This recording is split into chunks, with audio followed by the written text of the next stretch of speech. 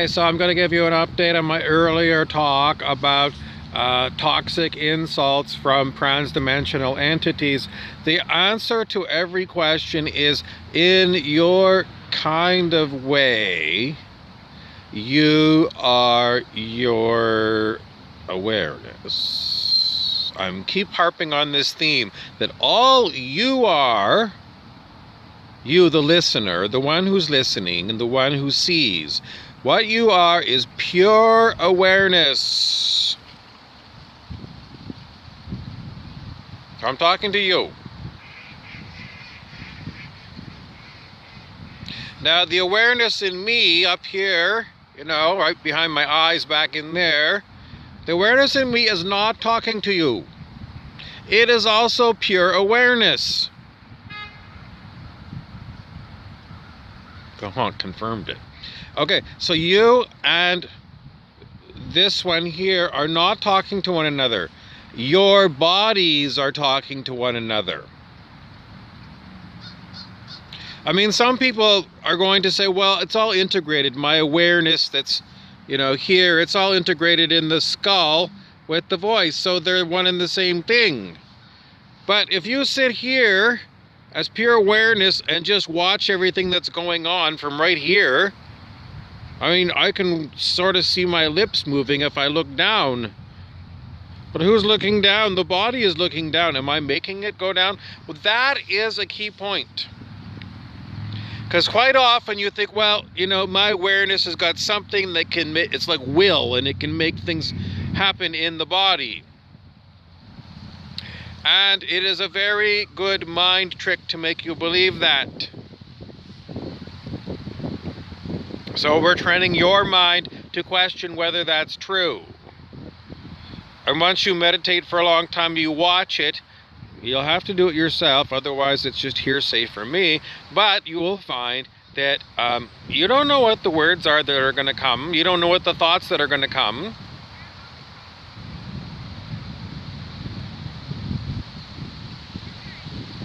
You might recognize them if this particular dialogue has been said before by you. Sometimes you get really bored when the body that surrounds you tells the same story over and over again. Sometimes it's good, God, give us something new. We need a new story. Or, after you've heard the same story 250 times, on the 251st time you burst out laughing. It's just like a new response. It's like, oh, wow. This stupid story that I was so bored with and I hated but was tedious, now is making me laugh. And that is the way it is with transdimensional entities. If you can have a horrible torture campaign going on for half a day, and then later on in the rest of the day, you're quite comfortable with them. So the whole thing really points to the programming that is going through all of us and the transdimensional entities. The programming at times is atrocious, horrible, horrible, horrible programming. And we call programming the show that you receive. If it makes you these horrible feelings, it's like, well, you laughed at it on the 251st time, but, for 250 times you hated it. Was it worth the one laugh for 15 seconds? No. So programming that's coming through is garbage. And what else have we been talking about recently? We've been talking about Earth Ascension and Ascension symptoms.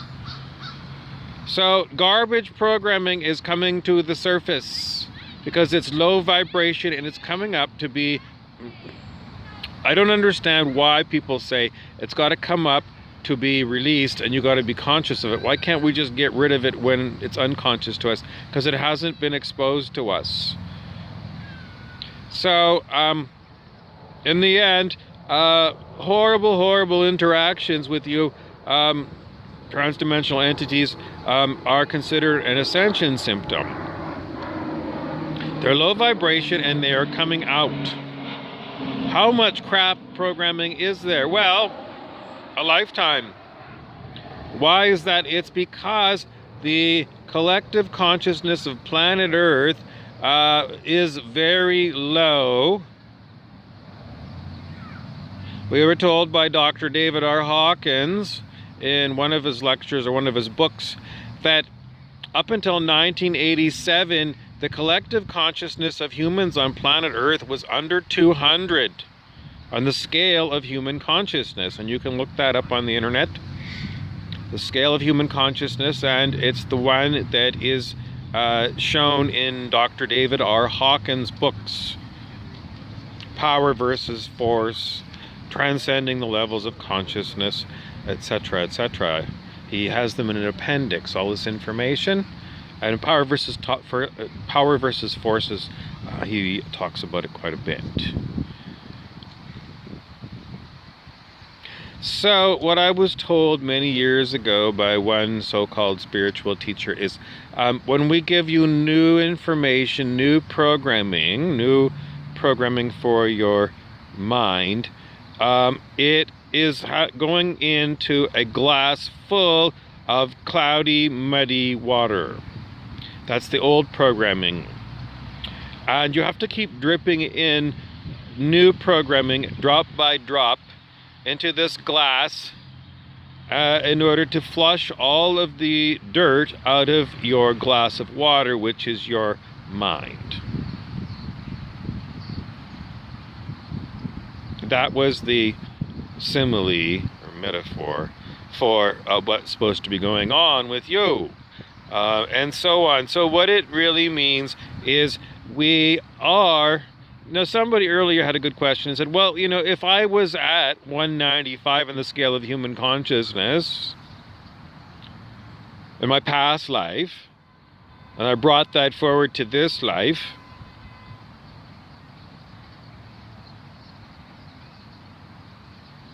shouldn't I be getting better experiences in this lifetime than last time?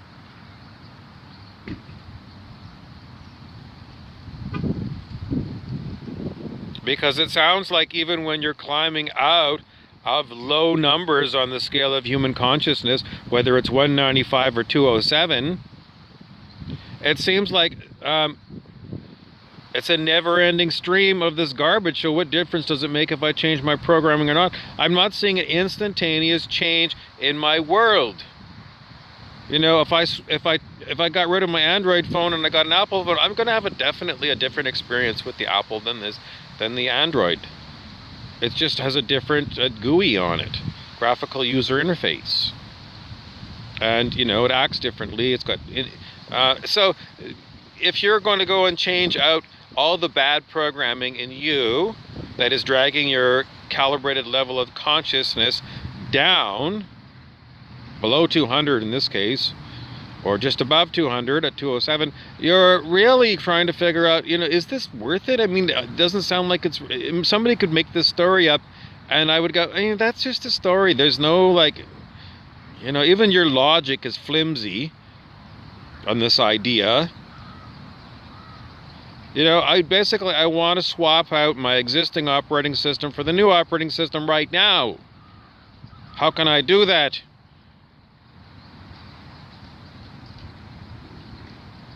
And the first answer that came to my mind was, take LSD, or magic mushrooms, or peyote, or ayahuasca. Does that change the operating system of your brain?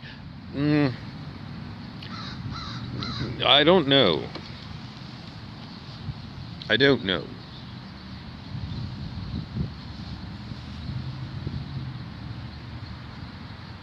It would change you if you'd never had a psychedelic experience before. You would be changed from it. But I think what happens is that people come back to the non-LSD world, and they go back to the old way they were. They probably start questioning their reality a whole pile more, which, you know, at least is getting their brain going again, because they might have been stagnant and unable to come up with any kind of a good answer.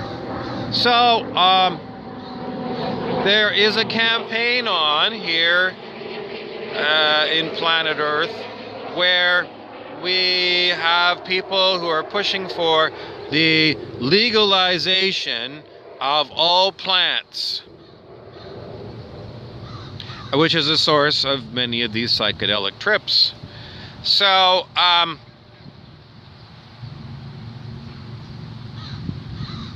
That's the biggest hassle with, you know, somebody wanting to try a psychedelic trip is, you know, if you're caught in certain countries, I don't know how, 25 years in jail or something. In some countries, the death penalty. In Malaysia, maybe they'll cut off your head with a great big sword. So this is a very difficult thing on planet Earth, and the idea is somehow that when I first heard of LSD when I was about 9 years old, I think. What did they tell us about LSD? Well, they told us a story where someone took LSD and then they jumped out of an upper story window. And they considered that insane. No one would jump out of this upper story window, out the window to land on the ground. So this is a dangerous substance. So we have to make it illegal because we don't want people jumping out of second story windows. And that was the story that went around about LSD. And then there was other horrible stories about something called angel dust. It totally makes you crazy. And you'll never recover. You're going to become like the Tasmanian devil from Bugs Bunny.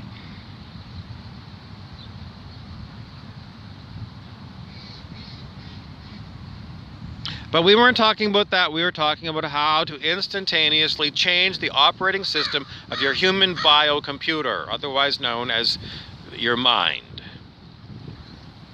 And that was the first thing that came to our head, was somebody taking some kind of a substance, plant, or man-made synthetic, and well, what about there's too many other questions that are off topic. So we're going to just continually remind you that all of this stuff is fascinating, entertaining, and we're trying to figure out if it's testable. But we'll give you two different kinds of ideas of human operating systems that are currently being used on the planet. Well, the first one that comes to mind is Zen. Zen is an operating system for your mind. You spend a lot of time meditating and being with Zen masters in order to acquire Zen. It'd be considered like a martial art kind of thing. You mean if you're going to go to learn karate at Cobra Kai, I mean, the first day you walk in there, you're not going to get a black belt just for walking in the door and handing over your $200. No. And clearly it makes sense. I mean, when, a black belt versus somebody who comes in with no belt, clearly the black belt is going to pin the person in about 10 seconds.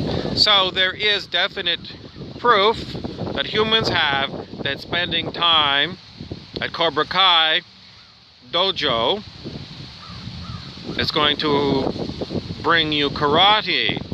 And by the same token, spending time with a Zen master is going to bring you an operating system called Zen. So that's another way you can acquire a new operating system. Go and spend time with a master of that particular operating system. Is Zen the best operating system for the human? Or should it be the drone operating system of sheeple?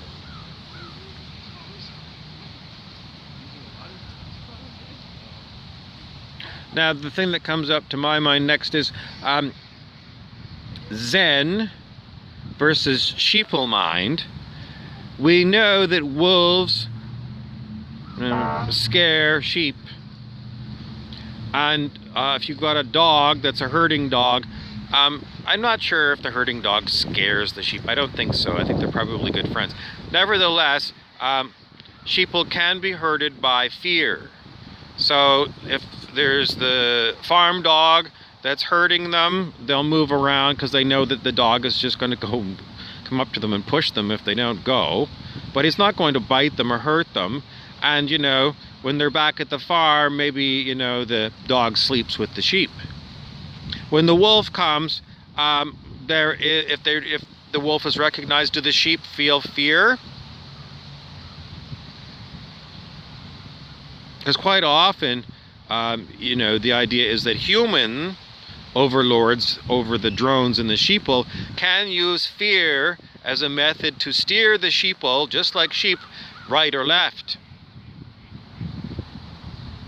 So if somebody who is using the wolf fear technique on a Zen master, how does the Zen master respond? Is it the same as a sheeple or differently? I'm not a Zen master, so I can't tell you. But you can feel into those two ideas and see if you'll get an answer. Maybe you don't know anything about Zen, it's just a word.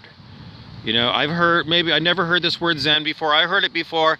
I don't know what it is, or I think it's something to do with Japan, and you just said it has something to do with Taekwondo. So that's all I know about Zen. And if I told you, well, there's Android operating system and Apple operating system on your smartphone, and they're different, you would get a good idea.